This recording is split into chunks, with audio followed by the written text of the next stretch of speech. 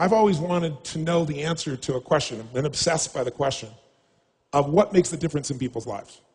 I was not popular in school. I loved people. So I was passionate about figuring out what's the difference in people. Why is it that some people are given everything?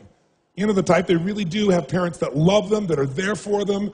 They have tremendous educational background. They have all the economic resources, and they end up spending their life going in and out of a rehab. They had all the resources. And then you meet somebody who's been, abused, or no one's been there for them, or they've been physically abused or sexually abused, or the worst things you could possibly happen to a human being. And they turn out to be some of the finest human beings you'd ever meet in your life, who are out there working to help other people and make a difference. So we all want to believe that our lives have turned out because of our biography. And the reality is we can all find people with a horrible biography who have an extraordinary life, and we have people with an extraordinary biography who have a life that none of us would want to trade with. So what's the real challenge? And I believe that the challenge in relationships and in life, in every area, is emotional fitness. That it starts with how emotionally fit you are in a relationship. And there are patterns that make people emotionally unfit. There are patterns that make people frustrated. There are patterns that make people depressed. There are patterns that make people angry. There are patterns that make people feel sorry for themselves. And there are also patterns that make people compassionate, playful, physically passionate, emotionally strong. There are different patterns, and they stand out to you when you've been around that many people. So I've had now 50 million people get my books and tapes, but I've been with 3 million people face-to-face from 80 countries. And when you're around those many people, the pattern becomes clear. And I've been able to use those patterns, and that's what I want to kind of expose you to tonight. And frankly, I think these patterns are common sense. But, how many of you notice that common sense is not too common? Everybody's like, oh, yeah, that's simple. But, a lot of people say, I know this stuff. Well, if you're not doing it, you don't know it. You understand it.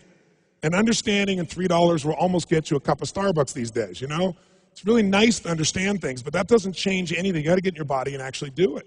But I've learned enough of these patterns that now, over the last, 20 years or so of the 30 years of my career, I'm the guy that gets the call when the fire starts. When the athlete is burning down on national television and something's got to be done right now to turn them around. And, I either get them or I don't, and for 30 years I've gotten them. That's how I've built my reputation. And that you've got to produce results right now. And I'm able to do that because of an understanding of these need structures I'm going to talk to you about. Or I get the call when the child is going to commit suicide, or the adult. And in 30 years, knock on wood, I've never lost one suicide in 30 years. That doesn't mean I won't someday, but I never have, not one single time out of the thousands of suicide attempts. And it's again because of understanding these needs I'm going to talk to you about. I get the phone call, in the middle of the night, true story, and it's the President of the United States saying, Tony, they're going to impeach me in the morning. What should I do? And I say, could you have called me sooner? True story, So in the experience of looking to make those changes and looking at how to change, same thing in relationships, couples that are gone, the films that I wanted to make with Chloe, I said, let's not make films with couples that have troubles. Let's make couples that look like they've gone beyond the edge. By anybody's estimate, there's no way to turn it around. Because by that extreme, when someone watches the film, they look at their own life and they go, oh my God, these people can do it, and they did it here, I could do it too. That's the contrast we want. But the basis of all that I do comes down to knowing that the difference in your life, your relationship, your physical life, your emotional life, any aspect of your life comes down to this sense of psychological strength or emotional fitness. And what I mean by that is this: discipline never works long term. Never. What works is when you become addicted to something positively new. You trade one addiction for another. When you shift from having to doing something to wanting to do something. So our focus is how to make that happen. But I'd say this to you. If you want to change a relationship, the number one thing you have to do is master your own emotions. If you don't do that, forget it. There's no hope. And what's wonderful, though, is it's easy to do if you know how. But none of us have been taught really emotional leadership. Emotional management is the very minimum, much less how to direct and shape ourselves. I don't mean faking your emotions. I don't mean pushing them down. I don't believe in positive thinking, although you may think that from watching, some of the media coverage. I am not into positive thinking. I'm not here tonight to tell you to go to your garden and say, there's no weeds, there's no weeds, there's no weeds, there's no weeds. I'm very clear that I believe that life is about leadership and being truthful to yourself.